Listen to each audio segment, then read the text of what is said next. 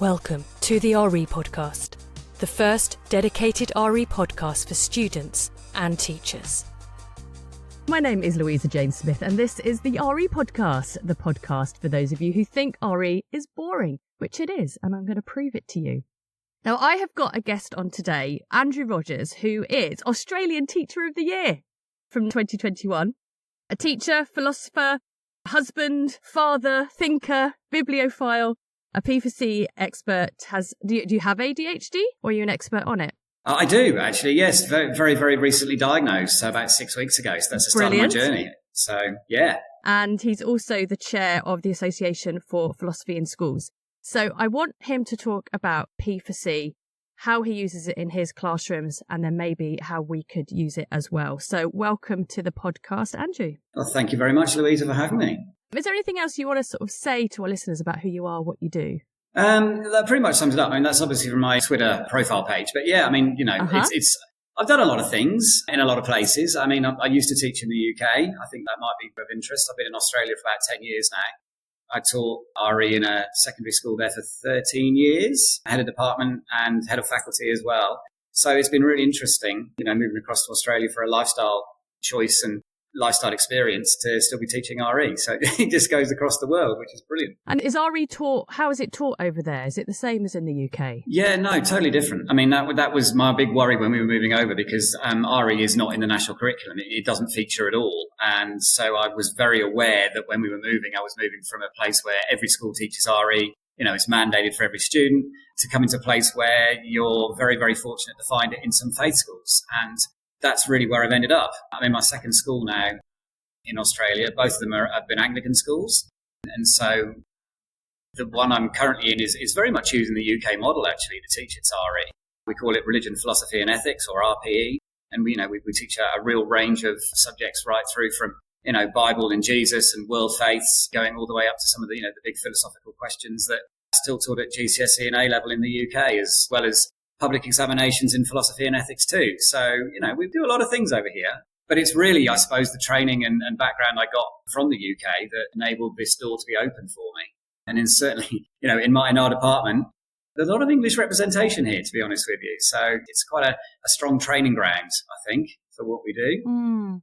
And in your experience, how do children respond to it over in Australia? It's very similar, I think, you know, to that of the UK, because, I mean, you know, there's reluctance, I think, certainly in the early stages, you know, the age-old question that you always get with RE, and, you know, I don't believe in God, why have I got to study this? But we then were able to change minds and help them to understand that it's not really about that at all. It's all about, you know, this respect and critical engagement and deep thinking. So the ethics and the philosophy are undoubtedly their most favourite topics to study. But they do find, you know, the world faith particularly interesting as well. So, you know, really well received, I think, over here. But certainly in my experience, I mean, I can't obviously talk for all schools and all experiences, but I've thoroughly enjoyed my time teaching it over here. And have the lifestyle that you want, do you have it now, now that you're in Australia? Yeah, no, look, very much so. I mean, we came for the outdoor lifestyle, and that's what we got in spades. I mean, you know, we live short drive from the beach, and we're literally just coming into the end of autumn, early winter now. And, you know, up until last week, it was still beach weather. So it's just been brilliant from that perspective. And, you know, these gorgeous blue skies that you see every day, they just put a real big smile on your face. And, you know, you're in shorts 9 months of the year. It's just been amazing.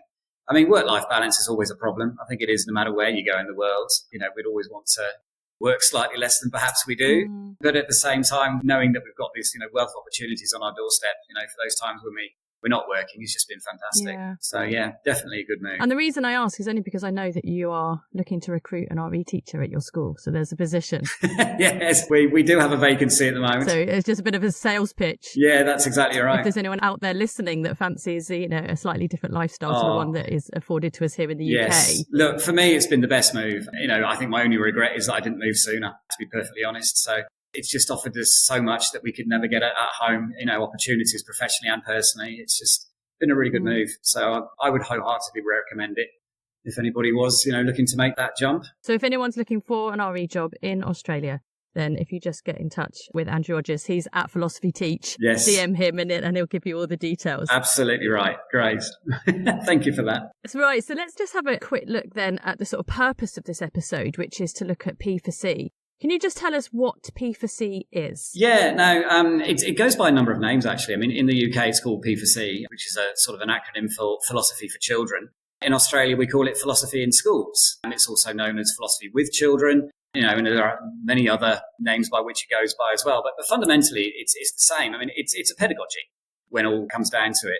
And it's a pedagogy that's dialogue-based, and it really teaches and empowers, I think is probably the right word, rather than teaches, students to engage in a respectful, meaningful dialogue with their peers. And it gives them the opportunity to engage in some, deep, high-level thinking, and also to develop, skills of tolerance and respect and understanding, and, skills which are really, really highly valued in the modern world. Certainly in the world of AI, in terms of where it's coming from. We've just had the chief executive of ACARA, which is the Australian version of the Curriculum Standards Authority, who's been saying that what schools really need now more than anything else are students who understand critical thinking, ethical understandings, cultural understandings, and this is what P4C ultimately really speaks to. They're hugely important skills. And, schools which practice P4C and philosophy in schools have seen huge increases, not just only in academic performance, but also in pastoral areas as well. I don't know if listeners are familiar with the film Young Plato, but it's just doing the rounds about a principal in a very troubled school in Northern Ireland used this to huge, great effect to deal with some real complex issues that were going on in his school. So the benefits and the merits of this are really quite significant on so many levels. Okay, I'm writing a note saying Young Plato, because that sounds like a film that's right up my street. Yeah. I don't think I have heard of it. I don't know if it's passed me by, so I'm going to look that up. Yeah, I mean, it did the rounds at all the film festivals last year, and, a lot of cinemas have done it with, these advanced screenings, but I don't know how widely available it's become. I'm told it's going to become on some of the streaming networks soon, but I don't know any more than that, unfortunately. I'll have a look. And why do you think there's a link between sort of philosophy, critical thinking, those skills, and sort of mental health or behaviour? What's the link there?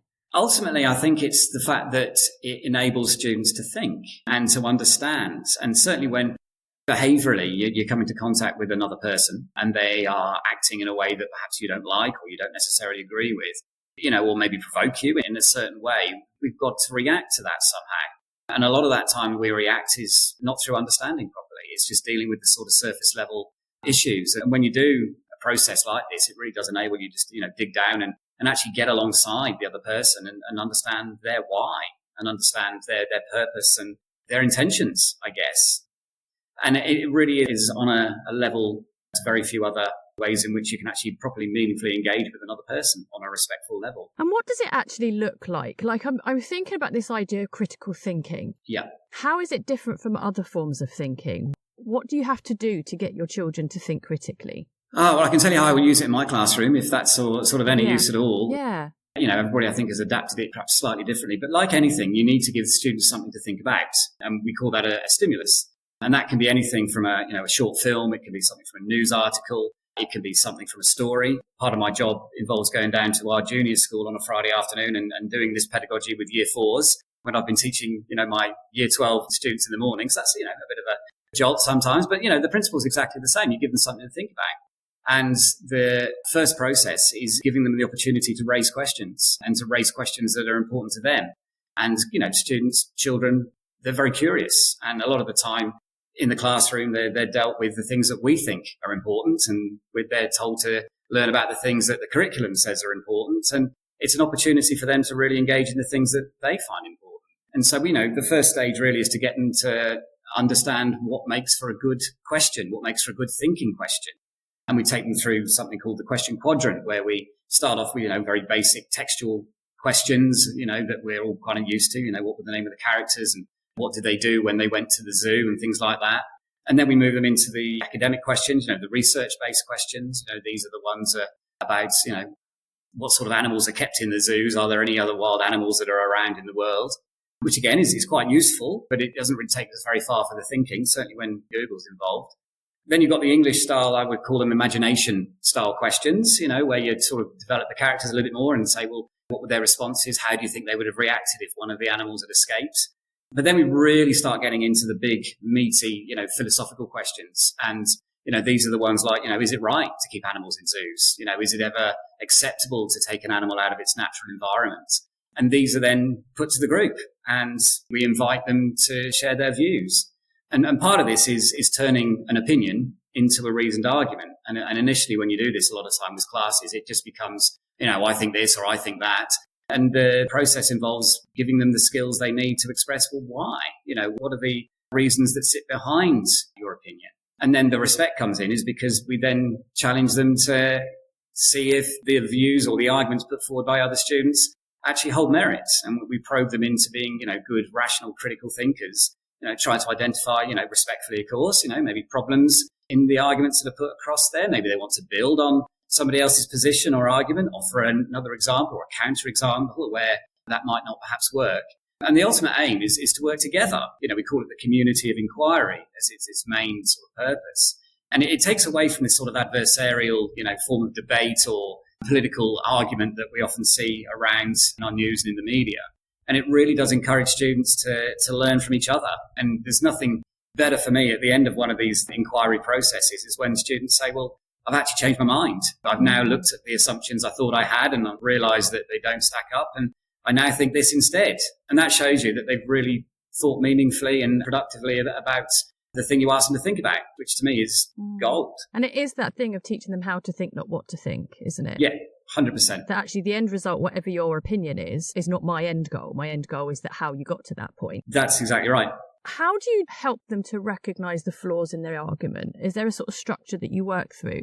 There can be. There's a number of different ways with which you can do this. Some practitioners like to actually teach them some critical thinking skills before you start. And they might, teach them, what an argument looks like. They might teach them some fallacies maybe to look for and things such as this. But my preferred method is just to tackle these things when they arise. So if a student does say something that seems a little bit based on an argument that might be lacking in evidence, perhaps, I might ask them to explain, well, where's that idea come from? Have you got any evidence to back it up? And then it prompts them to be able then to defend their position. And they say, oh, well, I heard my dad say it.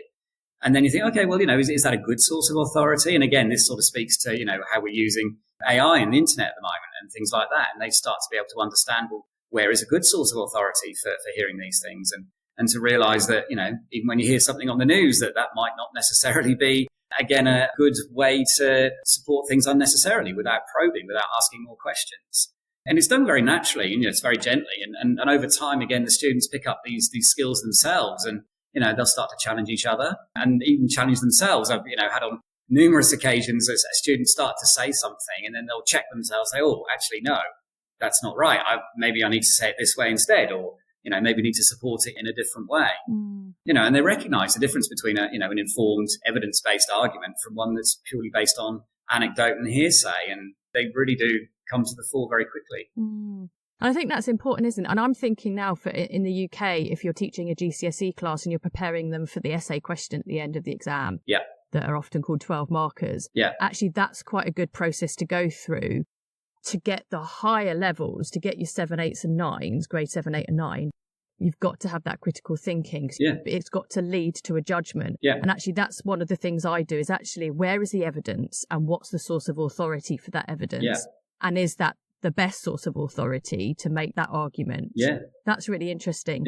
You mentioned there are fallacies that some teachers do go down that line. Have you got some examples? The only one, I taught A-level, but it was a long time now. I remember the sort of ad hominem. That actually, if you're attacking the person rather than the argument. That's right. And things like that. Is there any more that you use or people use? Look, one of the most obvious ones is what we call the ad populum fallacy. Use a lot in advertising, for instance, and, political parties also use a lot of this one as well, where they say, 500,000 people believe this, so they can't be wrong. Or, this must be true because look at all these people who are alongside it as well. So it goes on the weight of numbers rather than actually the weight of the argument itself. So that's kind of interesting. So actually you could use like flat earth or slavery. There's lots of things that most people have accepted and actually doesn't. And no longer exist. Exactly right, And so scare tactics is another one that's often used, certainly when you're trying to persuade someone of a particular perspective and say, if you don't do what I say, then this horrible global catastrophe is going to happen and we're all going to die. And again, you sort of see how that's often used. We had same-sex marriage referendum over here about 7 or 8 years ago now. And many of the tactics used in that debate were scare tactics. If we say yes to same-sex marriage, then where are we going to end up next? And, that sort of slippery slope style argument comes into play as well. So, yeah, I mean, these are very, very powerful tools that students pick up very, very quickly. Yeah. And then when they learn them in the classroom, they're very quick and keen to identify outside of the classroom as well. Yeah. So this is fascinating. False dichotomy is a good one too. Yes. You either do this or you do that. That's right. Yeah. If you don't do this, well, then this must be the result. And, clearly more options are available. I mean, over here in Western Australia, we've only got 2 AFL teams. We've either got the Eagles and the Dockers. And they say, well, if you don't support the Eagles, you must be a Dockers fan. And without realising that there are a few other options still available to you as well. So, but again, it's something that you see very, very often in the media and again in political campaigning. And I think giving them that language is so powerful because sometimes they instinctively don't understand why they don't agree with something, but they don't know why. And if you can give them that language, because it empowers them to say, actually, I don't agree with this and this is why, rather than just, well, I don't like that. It's really powerful. That's right. So what I'm seeing, just looking at this big picture, that you start with some kind of stimulus. So it could be an article or a story or something like that. You then do the 4 quadrants, which I really love because it takes them from a very safe place and increasingly gets a little bit more complex. But it sort of takes them step by step through that process. So you don't just give them an article and go, right, what's wrong with this or why is this bad? Which could be, I think, people could have the flight or fright thing if you go too deep. So that's really lovely. Yeah. And then you give them the language to kind of question people's opinions, but in a really respectful way, which is why might someone think this wrong? What do you think of their argument? And then you can bring in this sort of fallacies or just sort of question their authority or evidence for their beliefs. I love that. Yeah. But this all kind of sounds a bit idealistic. Yeah. Now, us that are teachers, we know that that's not always reality, that we have this lovely idea, this lovely framework, and it should lead to this very beautiful place. Sometimes our experience of students is they're quite reluctant to think, or we'll just get, I don't know, I don't care, whatever. Yeah. How do you deal with those kind of situations? Now, that is a really good question. And the methodology behind this is the signs are there right from the minute you walk in the door because the classroom setup is totally different. So, for instance, the tables are gone. They're totally removed and we just have a circle of chairs. So the barriers then to people, like hide behind a desk, totally removed. And so everybody's in this open circle. And ultimately, we start off with some ground rules. I don't like to make too much of a deal of this, but I think it's important that we do have ground rules in a process like this where students know ultimately it is a safe space because what they don't want is to, air an opinion and then all of a sudden become the butt of the joke in the playgrounds for the next month or so. So we do have ground rules and this idea of respectful listening and ultimately that people have got the right to express the views that they would like to, but they need to be able to express them in a way that's free and not going to be victimized in any particular way. I use, a tool called a talking ball. So we've got a basic rule that, one person speaks at once and the only person who can speak is the person who holds the ball. And that's a very obvious signal to everybody. And, sometimes when things get excited, they do forget and we have to bring it back and say, let's remember the ball. Let's remember the rules that we've got to do with this. And then, you cited, for instance, reluctant students who maybe don't want to join in. A couple of things I do with that. So obviously you get the dominant ones who are always wanting to speak. So occasionally I'll give the ball to somebody who hasn't got their hand out and doesn't want to speak. And they're also a little bit, taken aback. But a lot of the time they'll say something. And then that at least gives you a margin on which to build from. But also failing that, it's quite daunting sometimes when you're contributing an idea to a group of 29 classmates. So we break down again into small groups. So if somebody says something, quite contentious, we'll stop and we'll say, okay, what do we think about that? Take a moment, talk to the person next to you. And then we'll break it down into smaller groups. And that gives perhaps the quiet, introverted students who wouldn't necessarily say something in front of the group an opportunity to share their views with someone sitting next to them.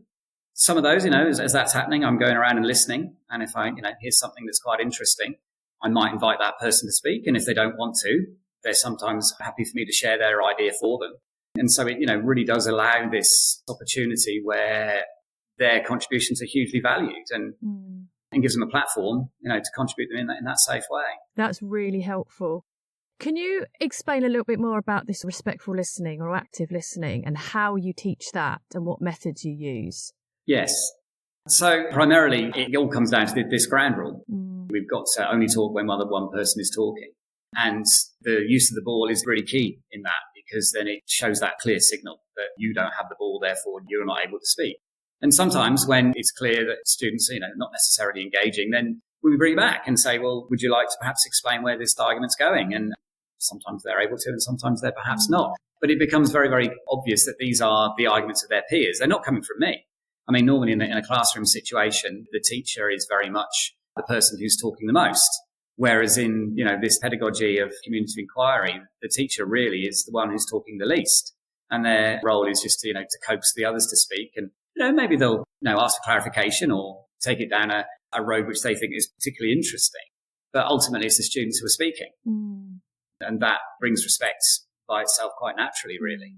Have you ever used a scribe where you've taken a child and they have to note on the board all the different arguments and points that are made? Yes. Because that's what I'm thinking. Then you could then use the notes on the board for the children to do some follow-up written work. That's exactly right. Yes. Oh. That is exactly how I do things. I mean, certainly when I'm using it with my Year 12 students who are our most senior students here, that's exactly what we do.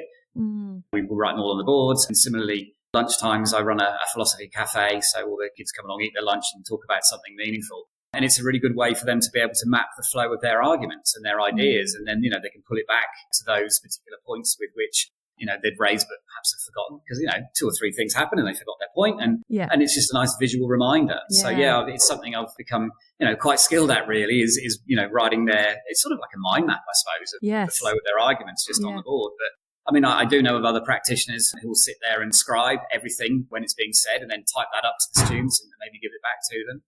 Similarly as well, certainly with the advent of, modern technology, I know some teachers who will actually record it, using a computer or something. And then upload that. And then that's, again, something the students have got to go back to when they're wanting to go back and talk about the arguments later in a piece of written work or something. Yeah, that's a great idea, actually, because I think children then can feel confident to write if they've got that sort of summary to start with and the sort of arguments laid out. I think that would be great. Yeah. I really love that. We've talked a little bit about this, but I kind of want to circle back to it, which is just the benefits of doing this. Yeah. We've talked about the fact that actually it supports mental health because they can critically evaluate how they're feeling. Yeah. It helps with their behaviour because actually they can take that step back and kind of critically examine maybe the best way to respond to something, that they're learning how to listen to other people, respect people's different points of view. Is there any sort of other benefits maybe in terms of skills for the future you sort of hinted at as well? Can we just explore that a little bit more? Yeah, I'd be delighted to. I mean, the way I see things, when the students are engaged in this process, they are having to probe and to think and to dig deeper. And so when they leave the classroom and they're engaged in this future with which we're not really quite sure what's going to be looking like, but undoubtedly it's going to be very artificial intelligence platform based. It really teaches them not to accept things at face value. And it really teaches them, just to be looking critically at the information that's presented to them. It enables them to have tolerance and respect towards a number of different views that they may not necessarily have come across before. And ultimately, it gives them the opportunity, I think, to think for themselves. Because again, I certainly remember a lot of the times when students come to class and, a lot of the time for their public exams, it's just a question of becoming a memory test. Let's just, learn all the key facts and then we'll get to the exam, we'll write them down and we'll get a good mark. Whereas when they get into the real world, it's not about that. The real world is all about, problem solving and coming up with ideas that haven't yet necessarily been needed before. But, with the way the world's going, we've encountered a new issue. And when you're familiar and comfortable with these ideas of, thinking around topics in a slightly different way, perhaps, or, asking these big questions and not being frightened to question assumptions about, why we're doing it this way. We've always done it that way. Well, let's try and do something a bit different instead. I think these are the real sort of future-based skills that, the industries of the future are really going to be valuing more than anything else. You're not going to need a memory test. Google's there and in 2 seconds it can tell you whatever you want it to say. Whereas what it can't do is come up with these strategic problem-solving, critical, creative thinking tools that we're really teaching in this process. Unfortunately, our GCSE is set up to be a memory test. And actually, the memory of facts that aren't helpful. It's not helpful to know different types of Christian worship. Sure. It's interesting. And I think actually these skills are transferable to the future. Whatever job you're going to go in, whatever role you end up playing, critical thinking skills are really, really important. And I think that's really circles back again to the beginning of why RE is so important and how lucky our children are in this country where they have the opportunity to do this. But I do think there needs to be a slight move away from fact learning and a move towards critical thinking skills. And actually those skills are examined much more thoroughly, I think, would be great. Yeah, I mean, I think this is the proverbial problem, and certainly when I'm trying to recruit students to take, the philosophy public examination course, and it's got this reputation, for being quite difficult. And, and the reason being is because students are actually asked to think for themselves. It's not a memory test. I mean, sure, you need to draw on, certain understandings and certain principles, but at the same time, you've then got to apply them in your own manner, and you've actually got to construct your own argument, and that's not easy. But it's something I think that's going to become so much more important and so much more valuable. As future generations, believe the education sphere. And look, you're right. I think in what you say about the education system, I think there's a real need at the moment for a huge transformation in terms of what skills we actually are teaching. If we are just teaching facts and knowledge, or are we actually teaching, genuine understanding and genuine ability to respond to specific problems that we're going to encounter in the world around us? And that's something I'd ideally love to be able to change. Yeah. And I was just going to say then, so just to clarify, the public exam in philosophy in Australia is very much a critical thinking test. Yeah, no, look, I mean, I've got to be clear here. Every state in Australia does things slightly differently. Right. So the philosophy and ethics one that we do in Western Australia, there's three main skill sets. So the first one is a critical thinking component. So, short answer where they're, asked to, find the fallacies, and they're asked to assess the argument strength and things like this. But then they're given an opportunity to write their own argument. There's a big essay component of that aspect. And then they're asked to critique somebody else's argument. So, those are the three skill sets that we're primarily teaching, which I think are standalone outside of a philosophy exam. We're teaching them to assess and evaluate philosophy arguments. We're asking them to put down their own philosophy arguments, but at the same time, those are the transferable skills that, ultimately they're going to need in whatever industry they end up in. That's fascinating. Absolutely fascinating. Goodness, I'd love to see a copy of that paper. I'll be happy to send you one. I mean, they're publicly available, so that's great. More than happy to do that. I'd love to see that. And actually, if there are any examiners that are listening that have any source of authority over public exams in the UK, let's learn from this, because I think that is a transferable skill that I think children are going to buy into much more. Yeah. Rather than explain two contrasting reasons why. Well, look, that's hugely encouraging to us over here as well, because, I mean, we're notoriously Australia's most isolated capital city, if not in the world's most isolated capital city. And, to hear that form that our examinations are taking as being, validated like that is fantastic for us. So thank you. That's a huge compliment. No, that's a pleasure. And do you think sort of within the wider world there are particular spaces in the wider world that might benefit from P4C? Well, yeah, I mean, what instantly, of course, springs to mind is the use of social media at the moment as well. And I think there's the advocates and users of social media, and Twitter especially, could maybe use an awful lot of this, because it's this idea of respectful dialogue. And I've certainly noticed that people don't really know how to disagree well with each other. When there gets to be a bit of disagreement, then that just sort of escalates, and the hate speech gets even more hateful, and the trolling gets even more sinister.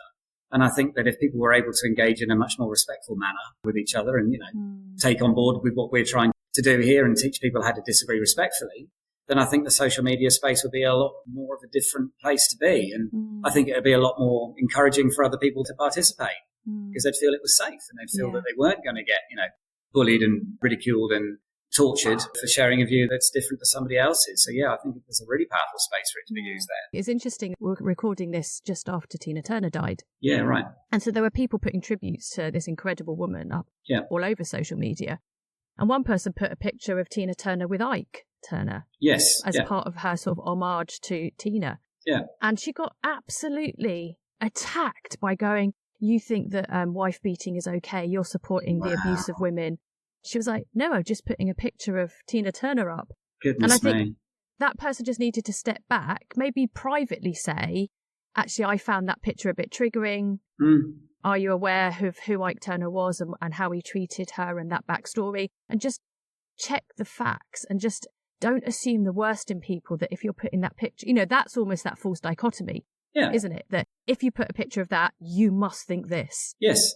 And actually, that wasn't this case at all. No, and very much, that the person then who puts the picture up then maybe, be able to think about something in a different way than what they previously thought. And then maybe that'll come to a different conclusion. And then alternatively, defend their position for putting it up there too. And then, the person who attacked her then has got another opportunity to reconsider and think about a more appropriate way to make their feelings known. So, really interesting. And I had this really lovely... I try and follow people that are very different from me, so I don't get in my bubble. Yeah, good. So the most different of people I follow are quite often sort of American right-wing Christians. Right. Because we seem to have different views on everything. Yeah. And I remember reading a post by someone and it said, if you teach your children there's more than two genders, that's child abuse. Wow. And I was like, oh, that's a very opposed view to the view that I have. And I privately messaged them and I said, I just want you to be aware of intersex children. Yeah. That intersex are a combination of male and female chromosomes. Yeah. So I said, even scientifically, there's more than two genders. Yeah. And they were lovely. And they went, I had no idea. I didn't know that. Thank you so much for telling me that. There you go. And so that's an example of how you could disagree with somebody in a respectful way. Yeah. And actually, it's really powerful because I wasn't going, how dare you say that, Sure. you know, you stupid right-wing American Christian, you have no idea. You know, it wasn't aggressive and it was private. It wasn't something that I did on the public forum. Yeah. And because of that, they listened to what my point of view was and they took it on board and accepted it. Yes. And I think you're right. And I think we're very lucky that we've trained in critical thinking and we've trained in respectfully disagreeing with someone, because that's what we do every day in the classroom. That's when exactly a child right. says something, Yeah. we don't go, how dare you say that? Yeah. So I think we don't necessarily realise that it's a skill you have to learn. So yeah, that's really, really helpful to bring up. Thank you. No, thank you. That's brilliant. Have you got any final thoughts you'd like to sort of leave us with? Well, look, I mean, there's a couple really. I mean, the first thing, I want to point out is that this is a pedagogy that's not just particularly, for the philosophy classroom. I mean, yes, we look at some, really big philosophical topics, but it's something that could really, really lend itself to so much of the existing RE curriculum. I mean, you've got a big, philosophy unit anyway, the philosophy of religion stuff like the miracles and the problem of evil and suffering, it's great. It really lends itself down to those particular ideas as well.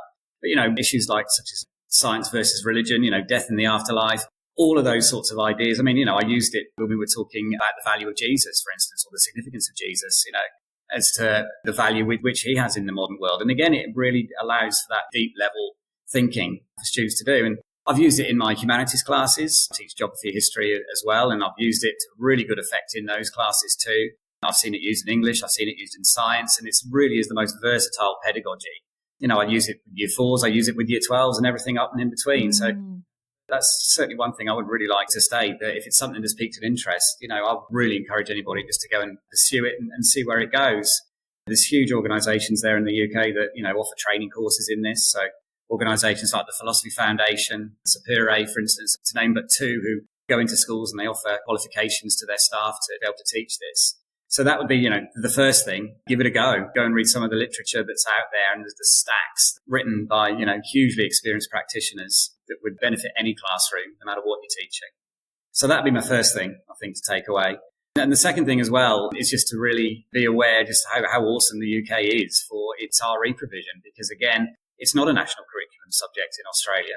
And for any country and education system that has this compulsory unit of study to understand and respect and to inquire into, other world faiths, I think is hugely remarkable and one that needs to be celebrated. So, yeah, that's something really to be proud of, I think. Oh, amazing. Thank you.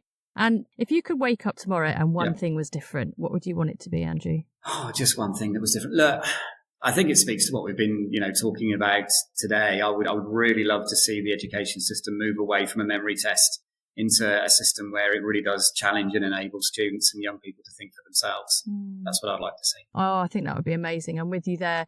And actually, it's interesting, if you're listening and you have history, geography teachers, science teachers, if you're a primary school teacher, share this episode with them. Yes. Because actually, this is bigger than RE. Oh, it is. This is a pedagogy that is really effective in lots of different things. So I think just to encourage you, if you are listening to this and you know somebody that would love to use it in their classroom, then please share that. It would be great, wouldn't it? Yeah, thanks, Louisa. That's awesome. I mean, again, the name P4C is a bit of a misnomer. It's not just philosophy, although it's teaching the skills that underpin philosophy, and it does go a whole lot wider than just that. So, don't be put off by the random.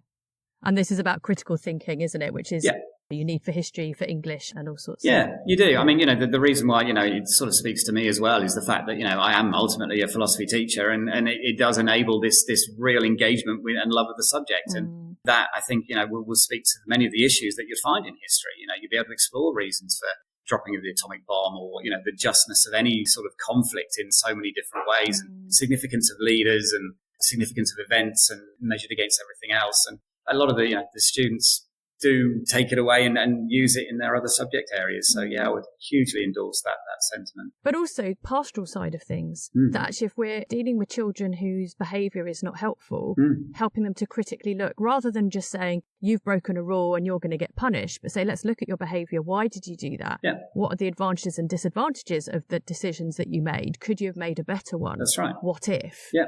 You know, that actually underpins that sort of relational, it forms that sort of restorative justice idea that I think is more and more coming into schools rather than retribution and sort of way of punishing children. I think, you still have to be very, very careful with that to make sure that it's done in exactly the right ways and to make sure that, that the people involved are not feeling vulnerable sitting in front of their perpetrators and things such as that. But I think, properly managed, it can become a very, very powerful tool. Yeah. Just to help understanding and develop and heal relationships. Yeah, absolutely. Wow. I feel this episode has been really a step-by-step guide on how to do this effectively in a way that I think it is going to be really easy for people that are listening to implement this in their classroom. So I really appreciate that. And I think what's so lovely about it is it's wider than RE. It's about other subjects and it's about whole school ideas. I think this has just been really helpful, Andrew. So thank you so much. Oh, look, it's been my absolute pleasure. And, if that's what's come out of it, then that's made my day, to be honest, because, that's ultimately what I want to do is just to promote this as a pedagogy that anybody can do and anybody can take on. And, obviously with training, it gets better and, you learn certain skills and certain, bits of know-how and you gain confidence as well. But, if it just gives someone an opportunity just to have a go with something, then that's fantastic. Yeah. Thank you so much. My name is Louisa Jane Smith, and this has been the RE Podcast, the podcast for those of you who think RE is boring, but it's not. It's teaching skills that are transferable for the 21st century and the life that we are entering into. But thank you so much for listening to us bore the life out of you.